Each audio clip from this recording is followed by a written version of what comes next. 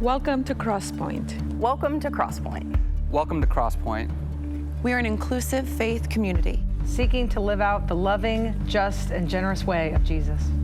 We are participants in a long tradition that's less concerned with doctrines and dogma that demand total agreement, but a life to be lived, enjoyed, and given away to others. What unites us is a growing awareness that life is precious. That we are made by love in order to love. This community is comprised of and affirms the entire human family. Regardless of race, age, creed, physical abilities, marital or economic status, gender identity, or sexual orientation. So, if you're curious and have come to see, if you are tired and have come to rest, if you are grateful and have come to share, if you are wounded and have come to heal, if you're joyful and have come to celebrate, if you are uprooted and have come to belong, welcome home. Welcome home. Welcome home. Welcome home.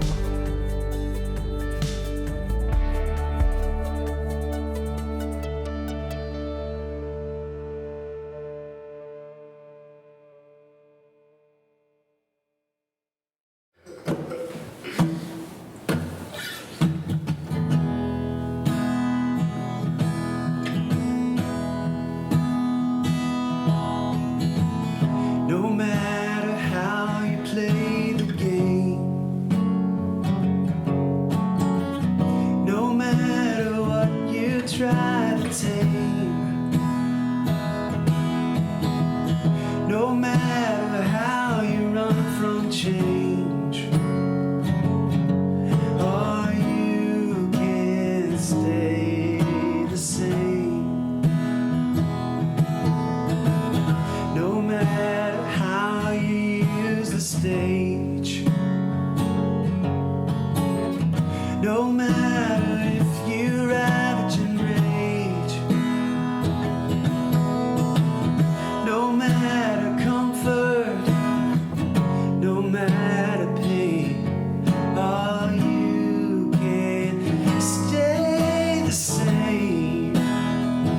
And I hope you come and see me after all the years, 'cause I don't know where we're going, but we can't stay here. Oh, no matter how you roll the dice, no matter if you pay the price, no matter where you take your aim, or you can stay the same.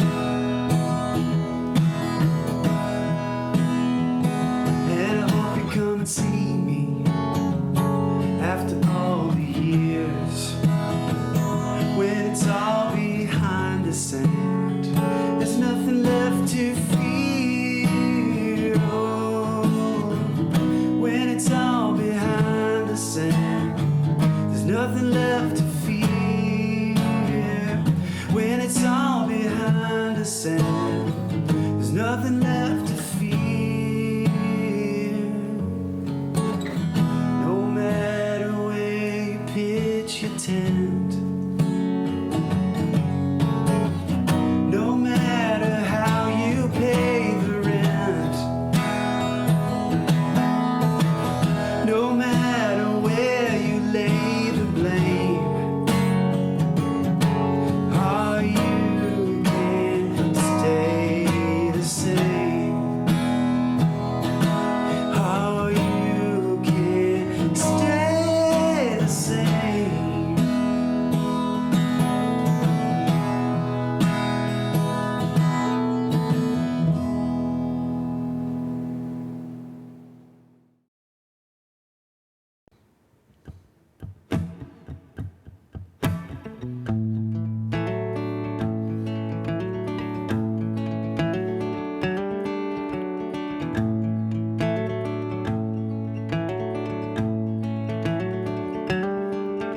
Mine eyes have seen the glory of the coming of the Lord. You are speaking truth to power. You are laying sort, replanting every vineyard till a brand new wine is poured. Your peace will make us one.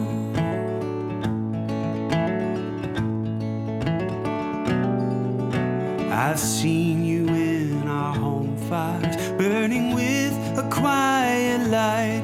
You are mothering and feeding in the wee hours of the night. Your gentle love is patient. You will never fade or tire. Your peace will make us one.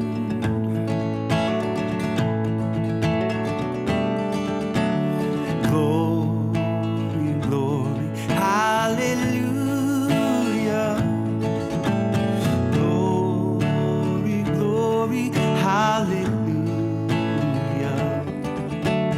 Glory, glory, hallelujah. Your peace will make us one.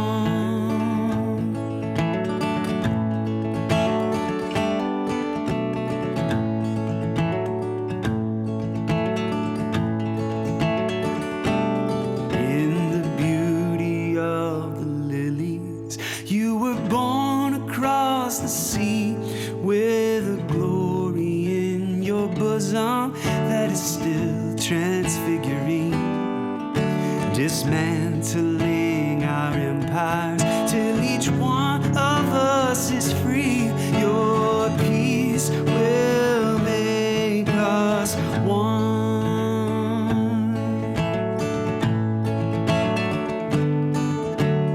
Glory, glory, hallelujah. Glory, glory, hallelujah. Glory, glory, hallelujah. Your peace will make us one.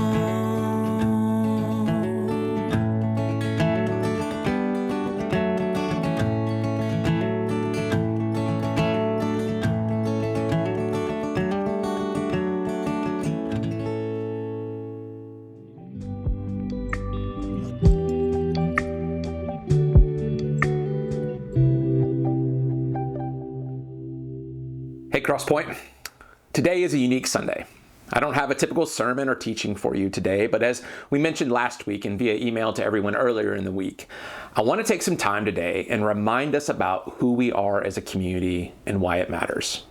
Talk about a challenge that we're facing, and then I want to talk to you about a significant new endeavor we're going to embark on as a church. So, this is your first time here, watching online or listening to the podcast. While these kinds of Sundays don't happen often, I tend to think it can be helpful to hear and understand right up front who we are and what we're about as a church. It's been a couple years since we revisited our values on a Sunday morning, and so that seems like a good place to start today.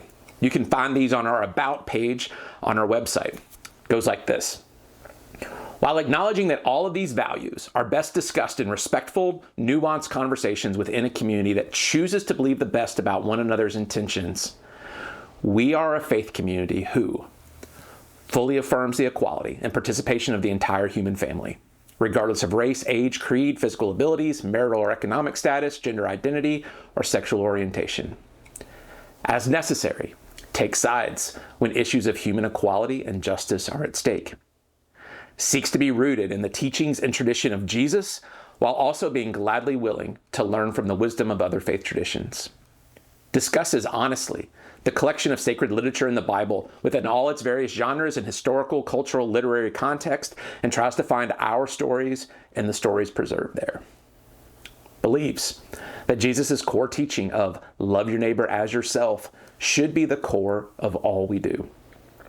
Compassionately accepts that we've all been shaped by different belief traditions and contexts, and that we must provide safe spaces for each of us to embark on a journey of growth, while also not tolerating the promotion of toxic theological ideas that measurably harm others.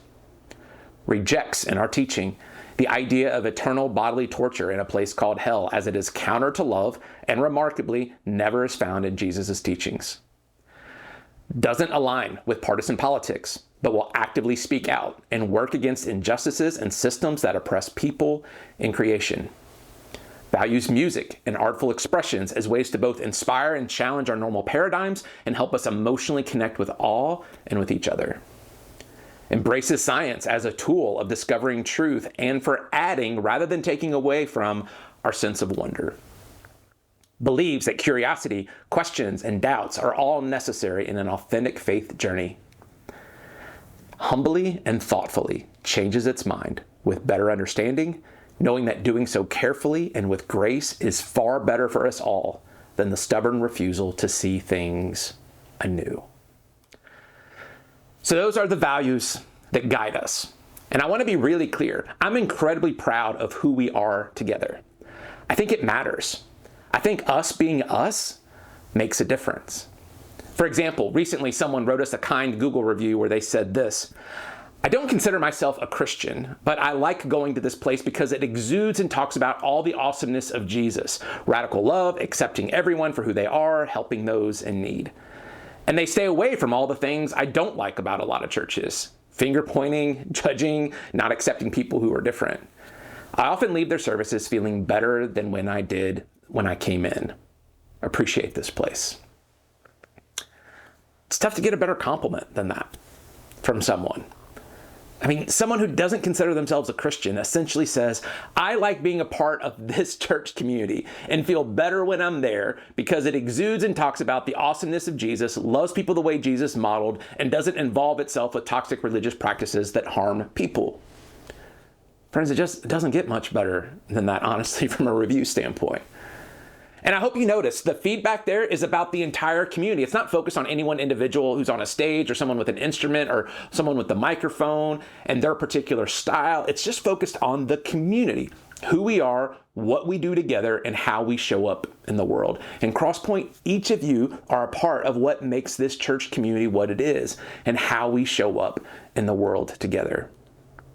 For instance, just to give you a few snapshots, just recently, I took this picture out at our community garden where it shows that we've donated 800 pounds of food through our garden to the White Oak Food Pantry to help make sure people that need food in our local area have food. Then, because of our work with the food pantry and our partnership in helping local families in need at Christmas and our collective work on affordable housing with them, the director of the White Oak Foundation, Reverend Charles Tyner Sr., very kindly presented Crosspointe with their Executive Directors Award recently for what they recognized as distinguished service to the entire local community. Then, this upcoming Tuesday night, Habitat for Humanity has asked us to join them in speaking at the Apex Town Council meeting to help advocate for 1,100 long-term local residents living in manufactured or mobile homes that are at risk for being displaced without any plans to relocate them or help them. I know several Crosspointe people who are already planning on showing up to the meeting to find out ways to lend their support that night. Furthermore, just this past week, as we do many weeks, we were able to pay people's rent and keep them from being evicted. We regularly have people who are able to show up in crisis moments and in hospitals to care for people in frightening or grief-stricken situations. People who rally together to provide meals and offer other tangible support so that they can feel a little less overwhelmed by whatever circumstances life is throwing at them. We have people who gather online in different continents around the globe, who huddle up with a handful of others and watch our services week in and week out and participate in online groups because they have no other faith communities nearby where they can feel safe. We have parents who drive their teenagers 45 minutes to an hour away to be a part of what we're doing here because their student feels safe, loved, and included here. Speaking of kids, our staff recently received an email from our director of elementary kids, Chelsea Foshi, as she was recapping what was happening with kids on a Sunday morning. I'm going to read the whole email for you just because I think it's worth all of us hearing.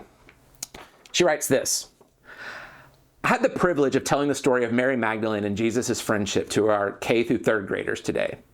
One of my favorite things is getting to listen to them and is getting to step into the role of being the teacher or really the guider as we listen to and learn a story together. One of our goals in Kids Point is to make sure there is lots of space to question and wonder and make observations. We try to put ourselves in the stories as well as help develop further understanding and practice empathy and compassion. We were reading the passage about Jesus appearing to Mary Magdalene after he died and rose again. And we wondered why John and Peter left when they saw the tomb was empty. The kids thought different things, like that they thought that they probably went to look for Jesus' body, or that they were tired after seeing Jesus died and needed to go rest. Because she says apparently the disciples needed naps too, smiley face. One kid raised his hand and said, I think it could be that grown-ups don't always like to feel sad in front of other people. So I think John and Peter wanted to weep like Mary, but wanted to do that by themselves. Oof. We also wondered why Jesus decided to show himself to Mary. But he could have picked anyone or any group of people. We talked through the idea that he may have wanted to comfort his friend after seeing her grief. We also thought that this was a way for us readers to see that God values using all people, including women, in a time where men's leadership were valued above women's. One kindergartner was especially shocked to hear that men were considered more important than women. She says, "What the heck is right, sister?" One kiddo decided that Jesus picked Mary to show himself to because Mary Magdalene shared the same first name as his mom, Mary. And Mary Magdalene reminded Jesus of his mom, and that's who he would want to see most after dying. These are 6, 7, 8-year-olds' ideas and thoughts and interpretations of this story. We talked through the many emotions Mary must have had, wondered what the angels actually looked like. Do they have halos, wings, both? Do they glow? Was Jesus naked? Because, hello, the Bible says the cloths he was wrapped in were lying on the table. We shared giggles and conversation and focused on the theme of good friendship. These kids inspire me each week, especially when I get to have the front row to their ideas and questions. I hope sharing these stories reminds you of the work we are doing collectively. You know, I read that email the first time a couple weeks ago, and I just found myself getting a bit emotional because I was like, man, I am so glad these kids are getting invited into such a healthy approach to the Bible here at Crosspointe, where they're invited to question and wrestle with the stories. They're invited to share their own thoughts and ideas. And man, we're all, kids and adults alike, so much better for it when they do. And our children's staff, just so you know, they're writing their own curriculum now and have been for a while because there just aren't resources out there that take this type of approach. And it's one of the questions we get asked most often from other like-minded churches. If we can help them find ways to create resources, if we could create more of our resources to help them. One of the largest church curriculum creators for kids in the nation recently invited our student pastor, Jennifer Tuttle, into a conversation to offer feedback on the curriculum and why we had moved away from using it in recent years. She asked me if I thought she should go to that meeting, and I said, yes. I mean, we're not pointing fingers at them and calling them out. They're inviting you in to give them feedback, so lean into it. And she was obviously kind and respectful, but she was also direct. And one of the things she offered that has continued to stick with me is she said, I think we have to take an honest look about how churches in their curriculum continue to lift up and celebrate with their kids ancient stories of divine violence in the Old Testament without any context, without any nuance, without any questioning, and then wonder why there's an increase of young people and adults feeling justified by God to commit violence themselves, and in their minds in this defense of God. And I was like, absolutely. Because how we teach matters, and it matters directly to people's lives and how people get treated in the world. Last week, I was having a conversation with someone in our church, and they were telling me about how they've become the safe person for God questions in many of their circles, in their family, with friends, at work, on social media, where when people are wrestling, if it's okay to be honest about their questions about faith in God, they're the one they reach out to. And they said, I just want you to know, that's because of Crosspointe.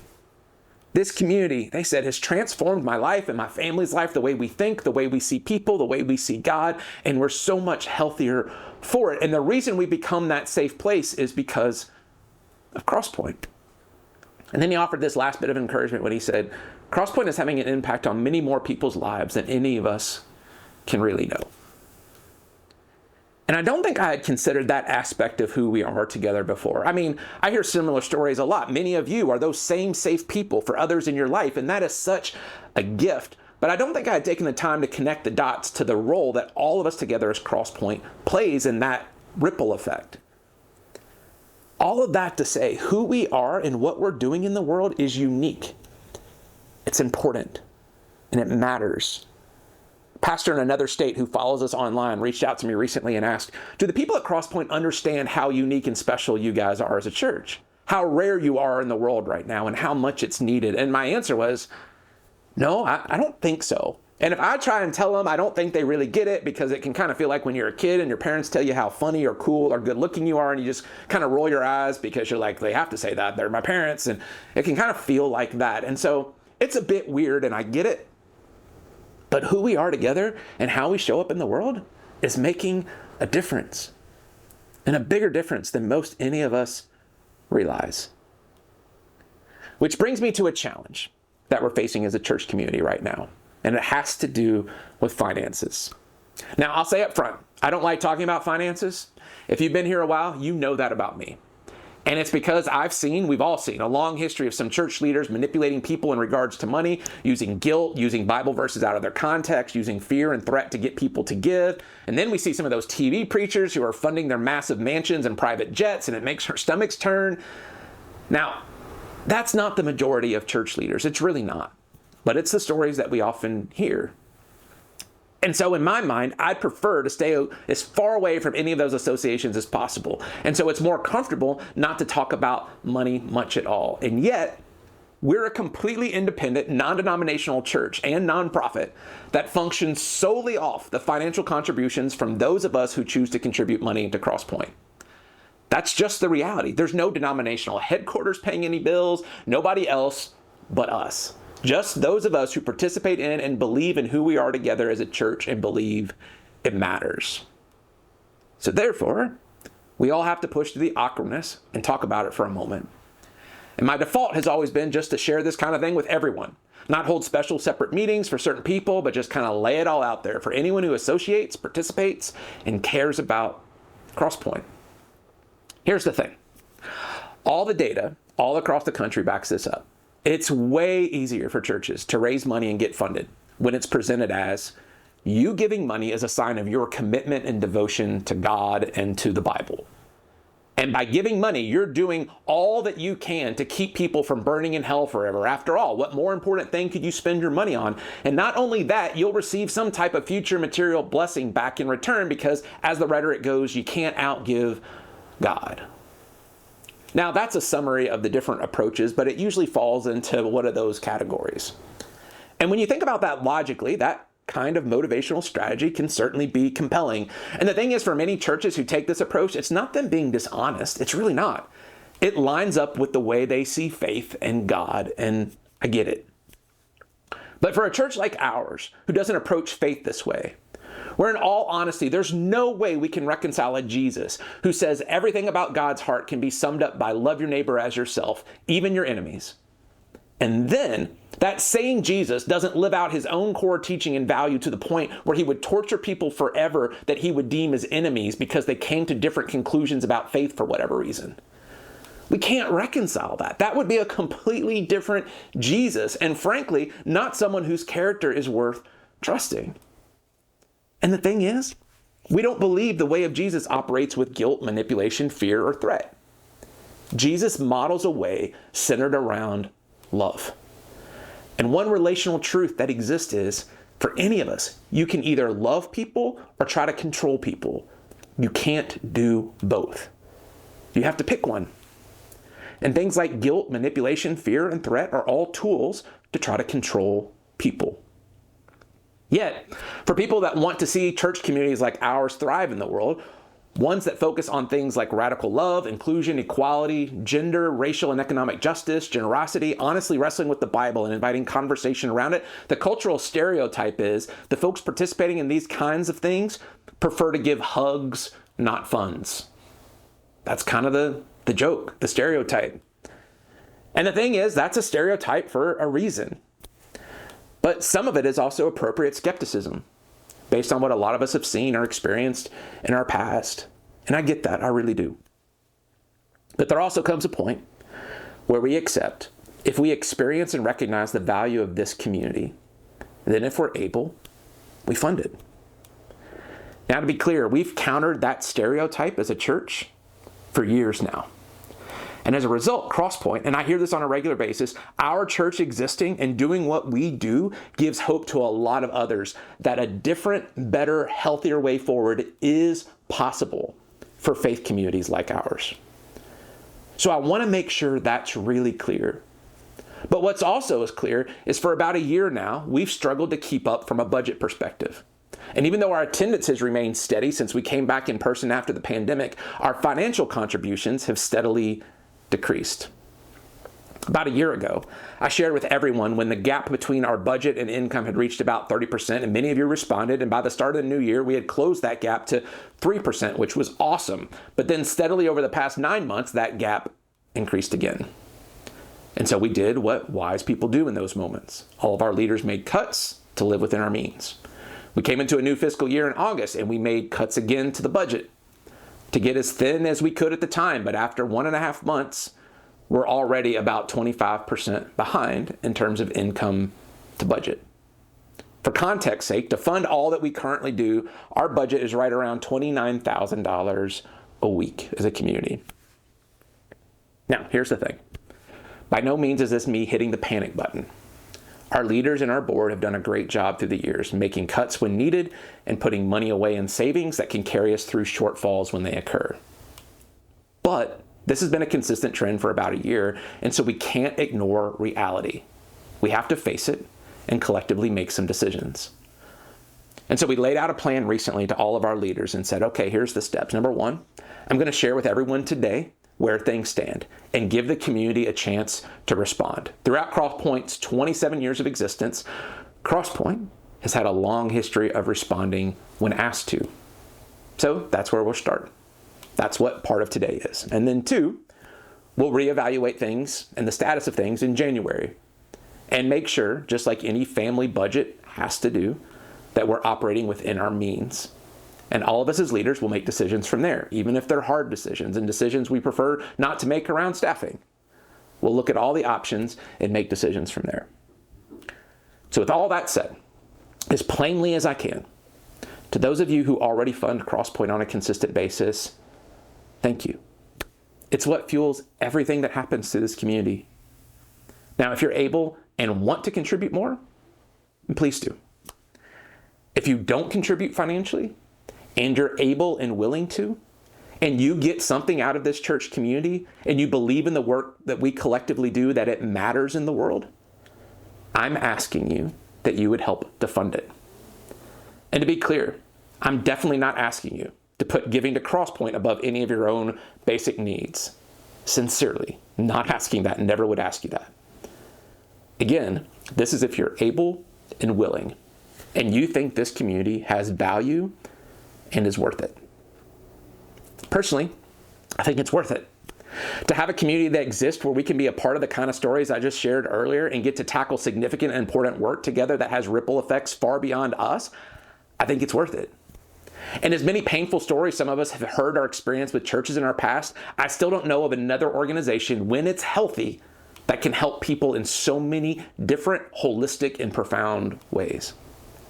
As the author Richard Rohr says, the best criticism of the bad is the practice of the better. And I want us to be about practicing the better. And I think we are. And here's the thing. When all of us who are willing and able do what we can to fund this community, that will tell us the budget we need to operate within. No guilt, no manipulation. That's just the reality. And we as Crosspointe will find a way to operate within that reality. That's what we've always done and what we will continue to do. And collectively, we've never really lined up with typical stereotypes about churches. And so I'm hopeful. I get asked the question a lot. The last time was just 2 weeks ago. Someone asked, how does Crosspointe even exist? I mean, it really doesn't even make sense because to be who we are as a church, who we were 20 years ago, ambiguous on a lot of justice and inclusion issues, and then make the changes we started making about a decade ago and get really clear on those things and take some really important stands, for the handful of churches that have tried it, most of them don't ever survive. Crosspointe, we really are a unicorn in that sense. And every time I'm asked that question, I say, when they ask, how is this possible? Every time I say, there's a community of people who decided that Crosspointe was worth fighting for. They believed in what we could do and what we could be together, and they were willing to fund it. That's it. That's the story. And it's a story I'm really honored to be a part of with you all. And so, with the rest of my time, I want to share with you about another exciting chapter in the story we're going to be embarking on as a church and how it came about. And before I get into it, I just want to make it clear there's no financial campaign associated with it, with what I want to talk with you about. I don't want you to be bracing yourself the whole time while I'm talking. I've said what I'm going to say about money already. So everybody, we can just exhale a bit. But it was about 1.5 years ago, I found myself sitting at a table with several people, and one of them happened to be a woman named Diana Butler Bass. Some of you may have heard of her. She's an American historian on Christianity, the author of 11 books, some of which we've done in groups here at Crosspointe through the years, and a widely respected voice on religion and spirituality. And she's someone who aligns with a lot of who we are as a church. I'd never met her before, but we were sitting across one another at this kind of long table, and at one point she kindly introduced herself and we started talking. Eventually that led her into asking questions about Crosspointe, and I started sharing a bit about who we are and what we do together. And then a couple other people sitting at this table, they started chiming in and saying some really kind things about Crosspointe, and how even though they lived in different states, this community had been a really major beacon of hope to them in so many ways. And so at one point, Diana looks at me and says, "Why have I never heard about Crosspointe before? I mean, this church sounds incredible. It sounds really rare. Like, how come I've never heard of it before?" And I replied, "Well, that's really humbling of you to say. And I don't know. I think we've just kind of kept our head down. I mean, we went through a lot in the last decade together when we got really clear about our values, and there were a lot of pastors and churches and churchgoers tried labeling us as dangerous and heretics because of our stances on inclusion. So we just kind of kept our head down for a while." And we ended up talking for a bit, and toward the end of the night, she locked eyes with me, put her palms on the table in front of me, and said, "I'd really like for you as a church to consider coming out of hiding. I think who you are and what you're doing together is so unique and important. I find myself sitting with a lot of 70, 80-year-old people in more liturgical spaces like in Episcopalian churches, and when they think about non-denominational churches, most everything they hear or see feels like a lot of yelling and a lot of oppressive views around women, around race, around sexuality.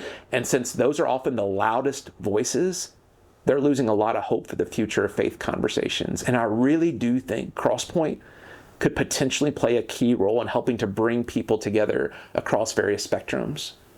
Because there's way more people in the world who think like we do than we assume, but everyone feels isolated and alone. So I hope your church will consider helping, because I think it's significant work."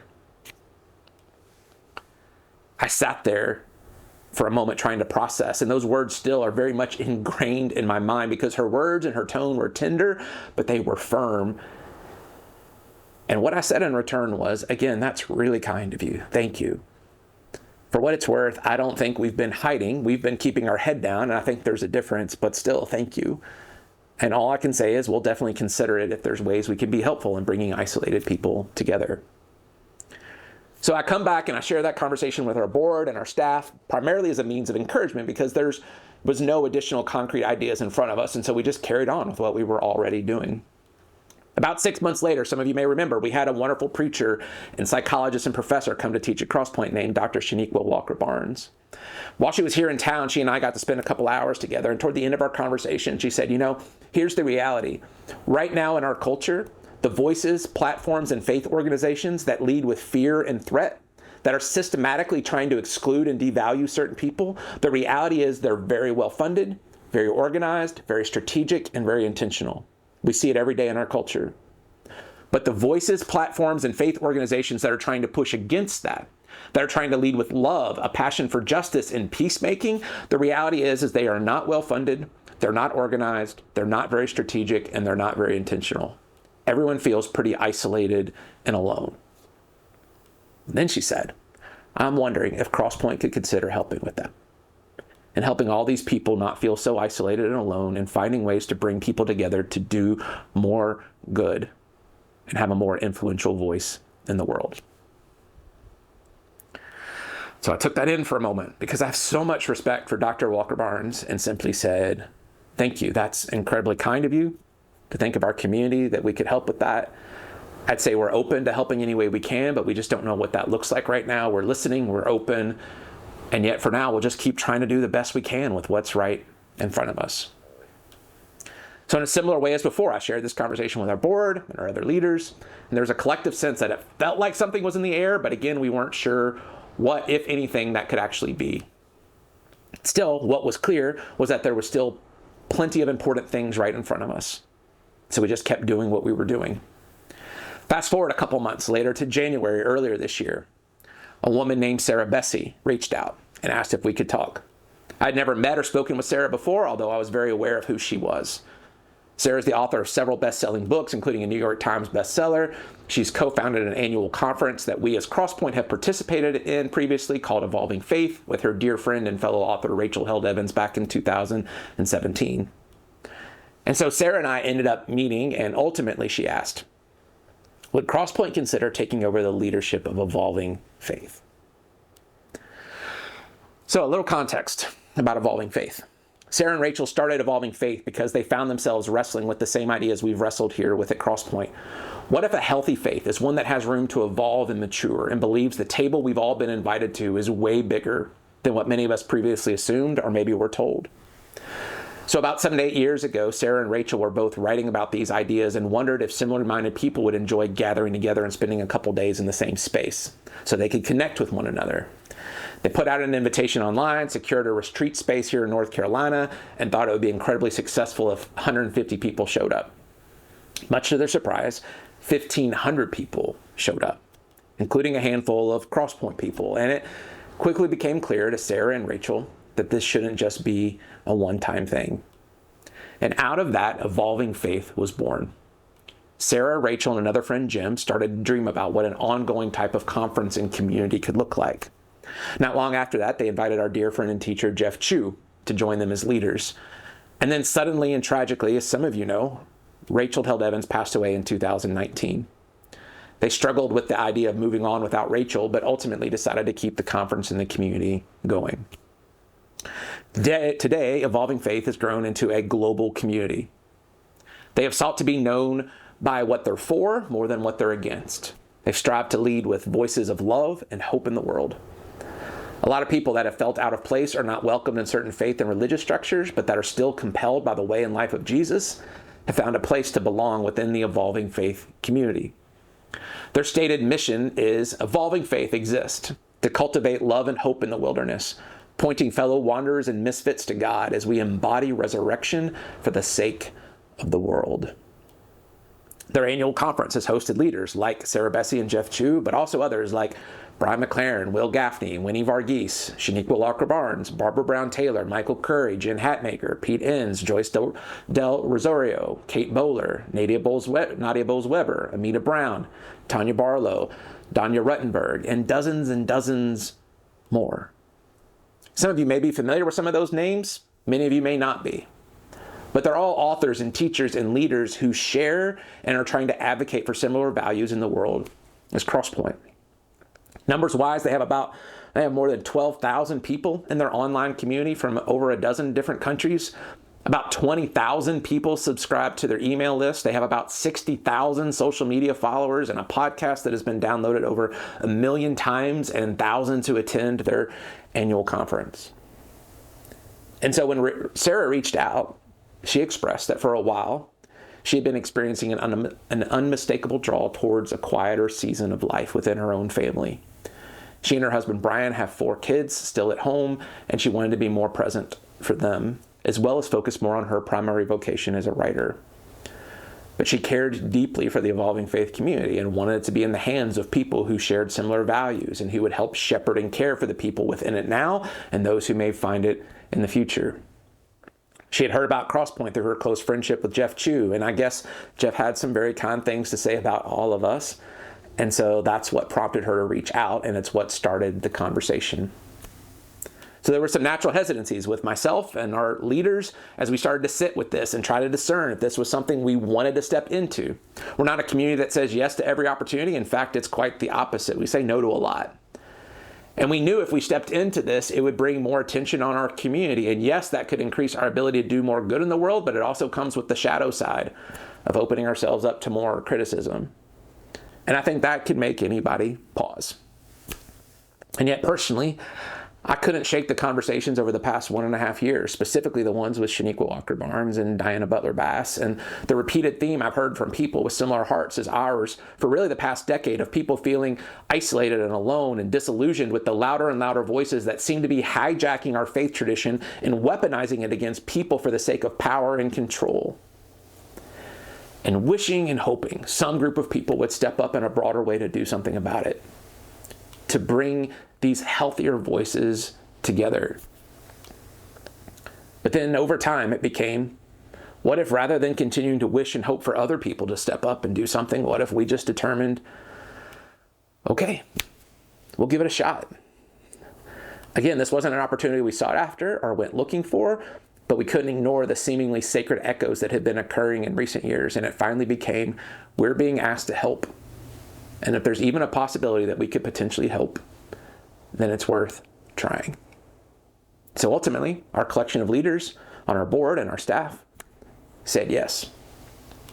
Therefore, Evolving Faith has now moved from a for-profit organization and come under the nonprofit status of Crosspointe, which will open up the potential for different grants and foundations to hopefully partner with it. From a business organizational perspective, we'll operate it as its own unique entity. The organization will remain Evolving Faith, and it will operate as a DBA or a doing business as under the nonprofit banner of Crosspointe. It will have its own separate bank account, and Evolving Faith will continue to operate as it does now with the income it receives from ticket sales to their annual conference. And to be clear, regarding the earlier discussions about money, $0 of Crosspointe's operating budget has gone toward Evolving Faith. Crosspointe's board started planning a few years ago during the pandemic to put a small percentage of our savings aside, earmarked for future unknown initiatives, so that if an opportunity presented itself that we felt like we wanted or needed to say yes to, then we didn't want the only obstacle to be that we couldn't afford it in the current budget. And so we'll use that bit of money that's already been set aside in a separate bank account to help with the operations of Evolving Faith, which right now is just mostly their subscriptions to things like their website, their online community platform, their podcast hosting, etc., until Evolving Faith brings in its own income and can reimburse those funds. Now, thankfully, this is something we have experience with in the past. As some of you know, we've operated multiple nonprofits and DBAs in the past when we designed, funded, and built the YMCA here on Crosspointe's campus. And so in many ways, this just seems like a natural extension of the story we've been a part of for a long time now as a church. Some 14 years ago, when we had a hunch that partnerships and linking arms with other organizations seemed like a better, healthier, and more effective way forward, we had no idea what was ahead of us with building a YMCA. What we were attempting to do was something that had never been done before by a church, where we would raise the money, design and build a YMCA for the whole community. And we did it for a lot of reasons, but one of the main driving forces was that there were all these homes going up in our area, but there weren't many places for people to gather. We saw hundreds of kids hanging out in the grocery store parking lot because there was no other place for them to go. And we didn't want to just build a bigger church building or a church community center, because we knew that that would be an obstacle for people of different faith traditions or no faith traditions at all to feel comfortable and feel like that they had a place to belong. But we knew a YMCA wouldn't have those same obstacles. It was something our local area needed. But the YMCA didn't have a pathway on its own to getting in this area. And at the time, we had no idea how to secure millions of dollars in funding. We had no idea how to design and build a YMCA and continue to do what we do as Crosspointe every day. But together, this community figured it out. And even though it's the youngest of all the YMCAs in the Triangle, our YMCA now has more members than any other YMCA in the Triangle and serves more kids and teenagers than any YMCA in the nation. I mean, that is wild to think about. And that's a huge credit to the staff of the YMCA here and all that they do. But it's also a credit to all of us together at Crosspointe and our choosing to participate in something far bigger than ourselves that made sure there was a place for anyone to belong. And so as we've reflected on this in many ways, our partnership with Evolving Faith seems like an appropriate next chapter to our story. Where again, with the Y, we were trying to find a way to build bridges in our community and make sure those local in our area had a place to belong. But now we're going to try to take that same heart and extend the borders a lot wider and try to make sure that people who have felt isolated or unwelcome in a faith community, perhaps because of their honest selves or honest questions, know that they have a seat at the table. They belong. And we can try to unite more common voices together for good in the world. And the thing is, when it came to the why, we had no idea how to build a why. But when it comes to Evolving Faith and what they do, we know how to do tons of this. We do it already. We've created online experiences for people. We've created in-person events for people. We've partnered with others. Now it's just partnering with even more leaders and artists to see that happen. And maybe, just maybe, we can help with what Dr. Walker Barnes said and help unite more common voices in the world together at a time when it's desperately needed. And even if we can't, at least we can say we didn't stay still out of fear when the opportunity was presented to us and wait around for someone else to do it. But we tried. And that's the kind of story I want us to be a part of in the world. I hope you do too. So there you go. I know that's a ton of information today. But before we wrap up, I want to leave you with a couple action items, okay? 1, in terms of this news about Evolving Faith, I'm going to ask that you sit on it for the next 24 hours. Don't share anything publicly about it or post or comment about it on any social media platform. Sarah Bessie is going to share this news to the Evolving Faith community tomorrow, Monday, September 23rd. And I want to make sure we honor Sarah well and the entire community of Evolving Faith well by making sure they hear this news first from her and from her heart. Also, this transition and official transfer of ownership has only happened in the past month, and so it's all still pretty new, and we're just beginning to get our arms wrapped around it. Obviously, when we become aware of opportunities and ways to help, if you're interested in that, we'll definitely let you know. We're going to need it. Think of it just kind of like any new ministry or program that we're launching. We'll definitely keep you in the loop. But in the meantime, if you have questions, always feel free to ask. And then lastly, if you're willing and able to contribute financially to Crosspointe, the easiest way to do that is just to go to crosspoint.org and click on the contribute link. You'll find a variety of ways to contribute there, whether through card, check, wire, PayPal, text, stocks, whatever's easiest for you. You can make a one-time contribution there, or you can set up recurring contributions. For what it's worth, that's what our family does, because we prefer it to be automated like most of our bills. And frankly, it's helpful to Crosspointe because it helps us better anticipate income and budget more accurately. But again, whether it's a one-time contribution or a recurring one, all that helps Crosspointe do what we do together. And if you have any questions about finances, feel free to ask. The easiest way is to email finance@crosspoint.org. And just for clarity's sake, if you're new around here, we have a volunteer board of Crosspointe members here who have full access to the complete accounting of every penny donated to Crosspointe. Additionally, the accounting is all reviewed quarterly by an independent auditor, and the Crosspointe board also approves the budget we operate within. Myself or any other staff member doesn't have the ability to just spend money however we want. In fact, the board has the ability to let me go anytime they want.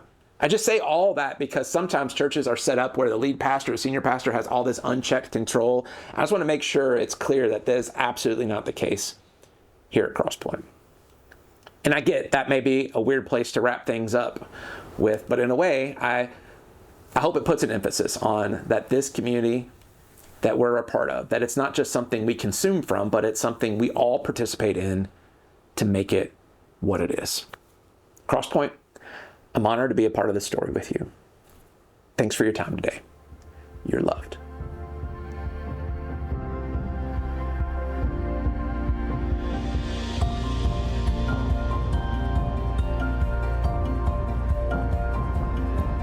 If you would like to know more or get connected to Crosspointe, go to crosspoint.org. If you're in need of care or assistance, go to crosspoint.org/care. And welcome home.